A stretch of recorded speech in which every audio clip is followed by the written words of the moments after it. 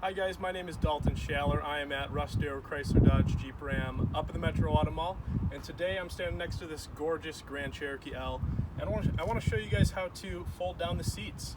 So if we open up the second row here, if you want to get into the third row, all you have to do is reach up to this handle here, pull it forward, it will tip and slide, and it opens it up really greatly. You can get in there very easily, plenty of room, especially down here at the bottom with it sliding forward like that.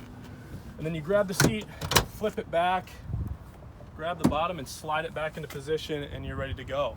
If we move around to the back here, this Jeep is equipped with the power folding seats. So if you are a busy parent, you always have your hands full, you can use these buttons here, and if you click those, the third row will slide down.